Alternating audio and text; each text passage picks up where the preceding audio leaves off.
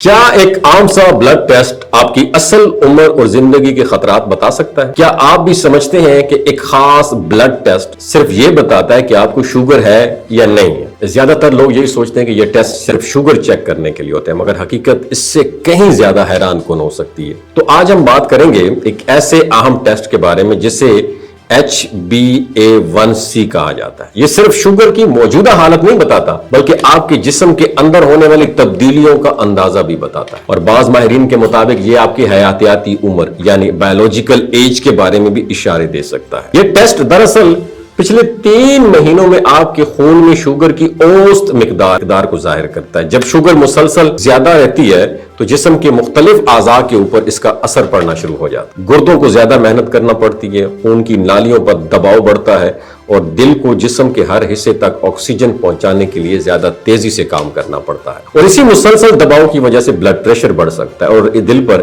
اضافی بوجھ پڑنے لگ جاتا ہے۔ جب یہ صورتحال لمبے عرصے تک رہتی ہے تو جسم وقت سے پہلے کمزور ہونا شروع ہو جاتا ہے۔ یہی وجہ ہے کہ بعض ماہرین HbA1c کو جسم کی اصل حالت اور عمر کے ساتھ جوڑ کر دیکھتے ہیں۔ اگر اس ٹیسٹ کی نارمل رینج کی بات کریں تو عام طور پر 5.7 سے کم سطح یہ نارمل سمجھی جاتی ہے۔ 5.7 سے 6.4 کی درمیان کی سطح کو پری ڈائبیٹک کہا جاتا ہے، یعنی مستقبل میں شوگر ہونے کا خطرہ بڑھ سکتا ہے، اور اگر یہ 6.5 یا اس سے بھی زیادہ ہو جائے تو اسے شوگر کی واضح علامات سمجھا جاتا ہے۔ اب بات کرتے ہیں کچھ مت، عام مس انڈرسٹینڈنگ کی جو اکثر لوگوں میں پائی جاتی ہے۔ پہلی غلط فہمی یہ ہے اگر کوئی میٹھا نہ کھاتا تو اسے شوگر نہ ہوتی۔ ایسا ہی ہے نا؟ حقیقت یہ ہے کہ صرف چینی ہی نہیں بلکہ روٹی، چاول، پاستا اور بریڈ جیسی چیزیں بھی کاربوہائیڈریٹ ہوتی ہیں، کاربوہائیڈریٹس ہوتی ہیں جو جسم میں جا کر شوگر میں تبدیل ہو جاتی ہیں۔ دوسری غلط فہمی کہ دبلا پتلا انسان شوگر کا مریض نہیں ہو سکتا۔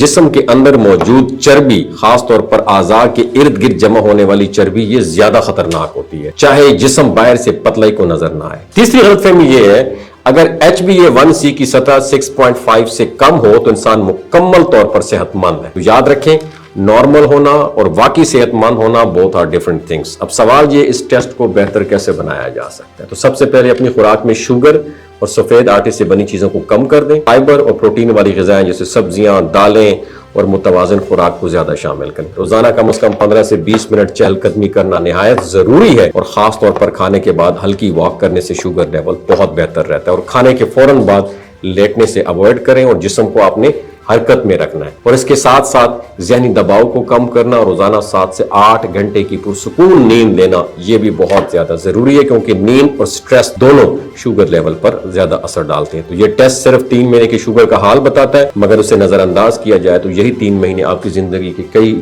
سال قیمتی جو ہے نا وہ کم کر سکتے ہیں۔ اس لیے وقت پر ٹیسٹ کروانا اور اپنی صحت پر توجہ دینا یہ اصل دانش مندی ہے۔ وما علینا الا البلاغ المبین۔ صدقہ جاریہ کے طور پر شیئر ضرور کرنا دوسرے کے ساتھ یہ ویڈیو۔